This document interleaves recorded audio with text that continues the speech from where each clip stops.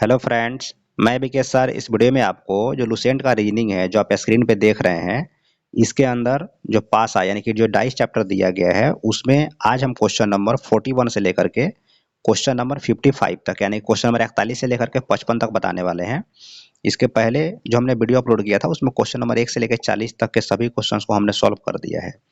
अगर आपने उसको नहीं देखा है तो देख लीजिएगा। और जो लोग चैनल पर पहली बार आए हैं वो लोग चैनल को जरूर सब्सक्राइब कर लीजिएगा। अब चलिए स्टार्ट करते हैं और देखते हैं क्वेश्चन नंबर 41 से लेकर के क्वेश्चन नंबर 55 तक। देखिए आज का जो हमारा पहला क्वेश्चन है यानी कि क्वेश्चन नंबर 41 उसमें दिया है नीचे एक घन की दो अवस्थाएं दर्शाई गई हैं। प्रत्येक प्रतीक चिन्ह यहाँ पे दिया हुआ है, इसके विपरीत फलक पर कौन सा अंक होगा। यानी कि यहाँ पे जो है ना इसका हमको क्या करना है, अपोजिट निकालना है।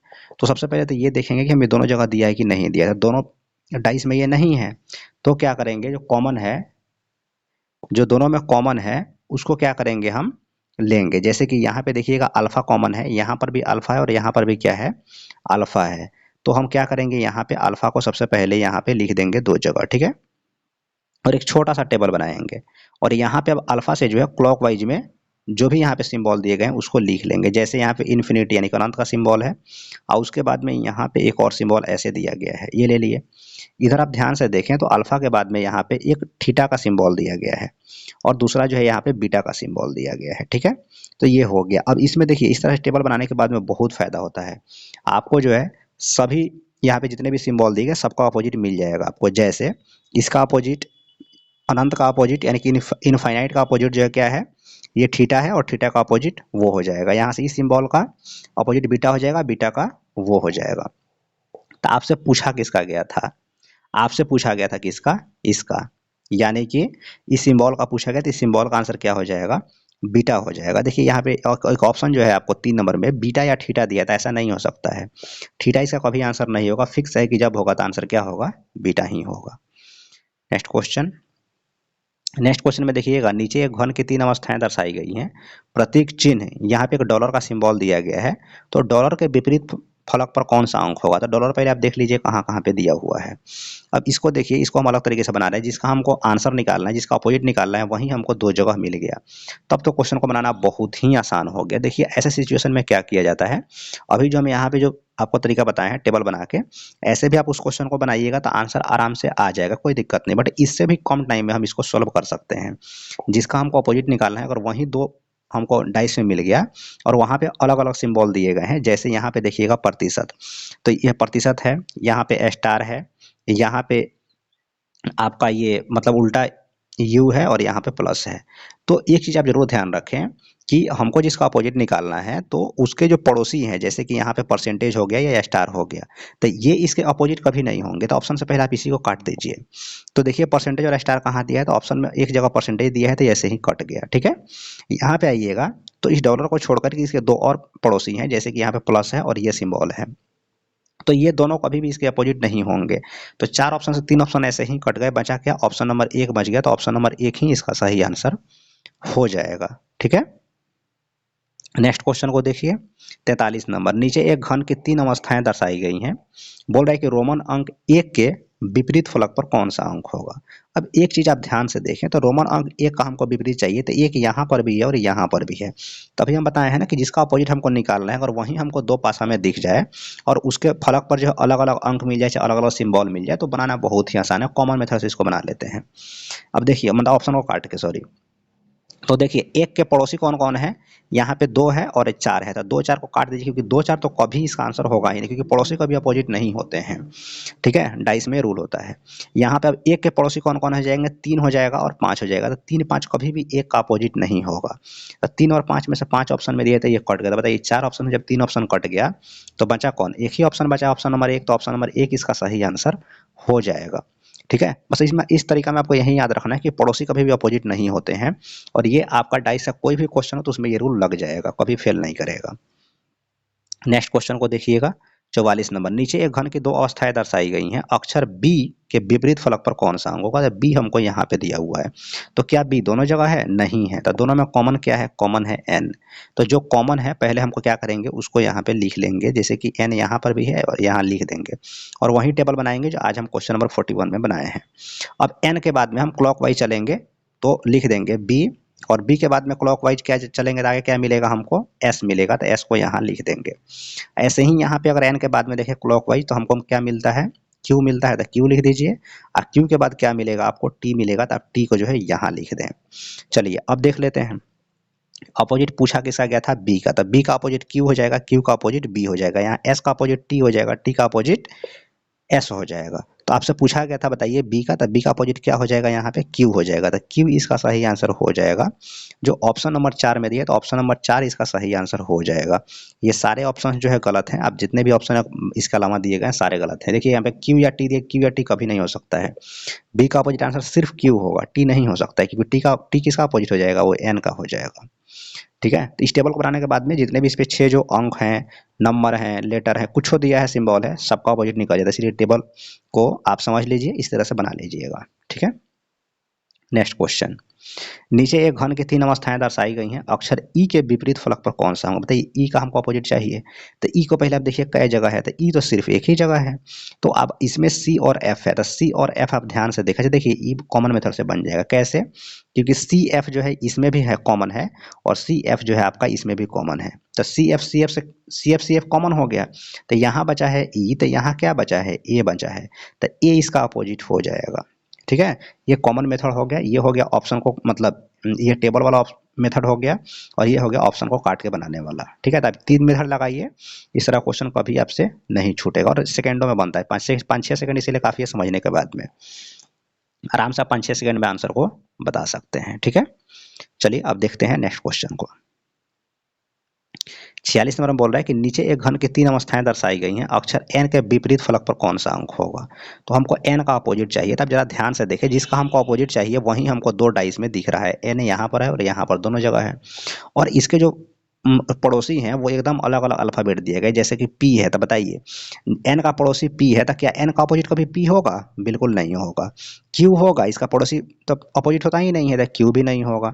यहाँ पे एन का पड़ोसी क्या है? एस है और जेड है, तो एस और जेड भी इसका पड़ोसी नहीं होगा, तो एस कट गया, तो बचा क्या? आर, तो आर इसका आंसर हो जाएगा। समझ में आया? चलिए एक बार और इसको देख लीजिए, देखिए इसको कैसे बनाते हैं।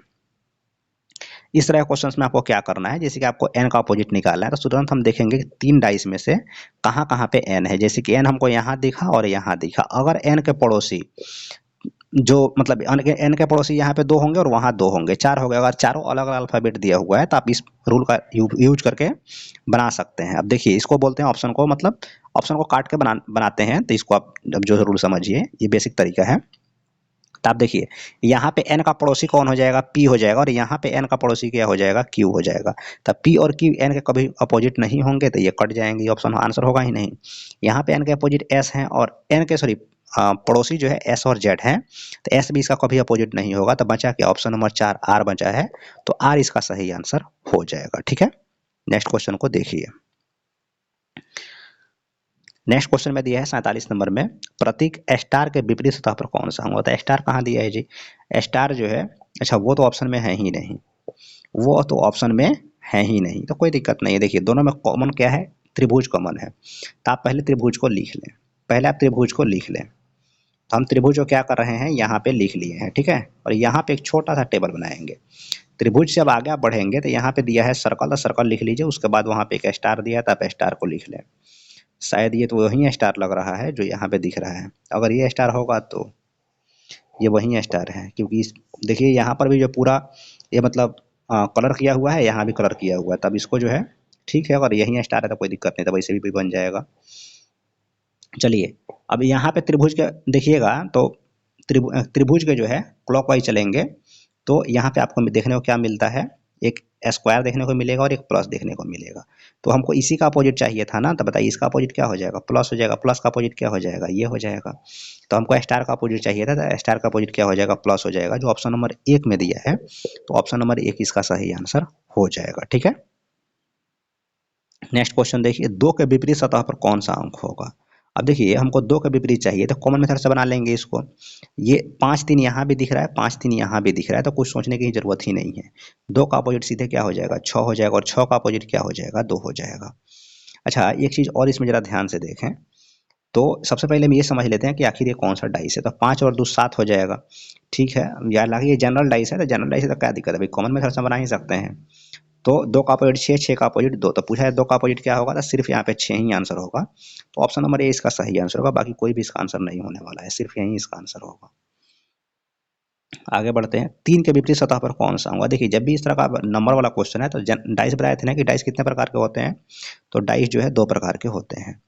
एक होता है आपका जनरल डाइस यानी कि सामान्य पासा जिसको हिंदी में बोलते हैं, और एक होता है आपका स्टैंडर्ड डाइस जिसको हिंदी में जो है मानक पासा बोलते हैं, ठीक है।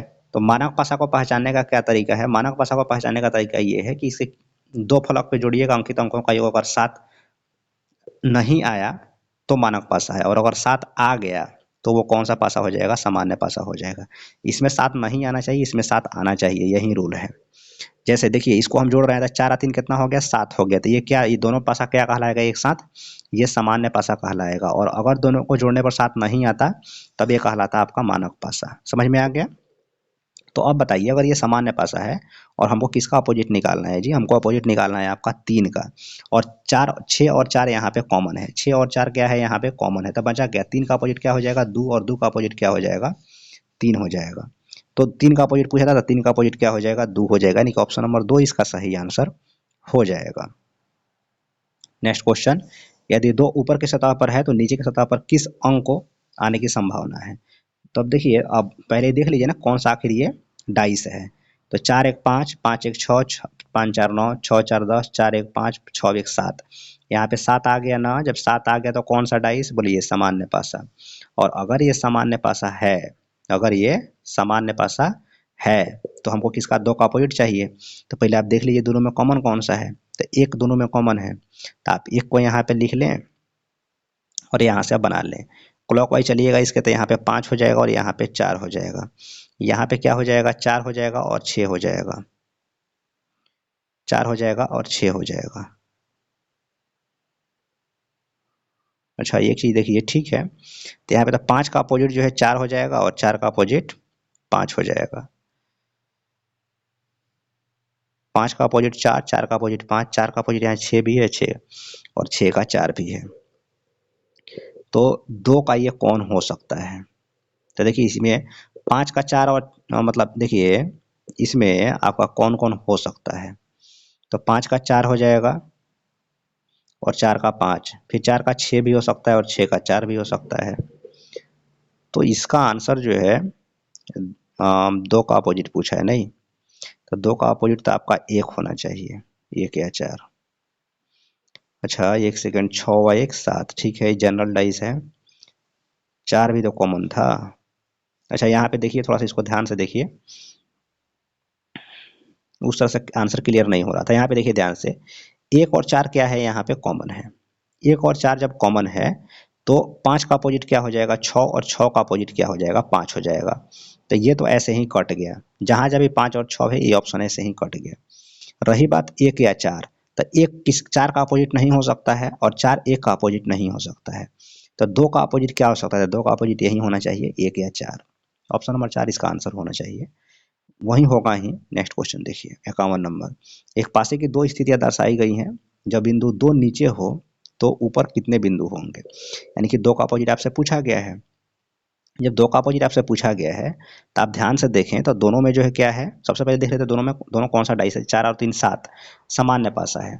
दोनों कौन सा पासा है, तो ये दोनों जो है आपका सामान्य पासा है। अब सामान्य पासा है तो यहाँ पे देखिएगा दोनों में 3 कॉमन है नहीं, तो यहाँ पे आप 3 को लिख लें।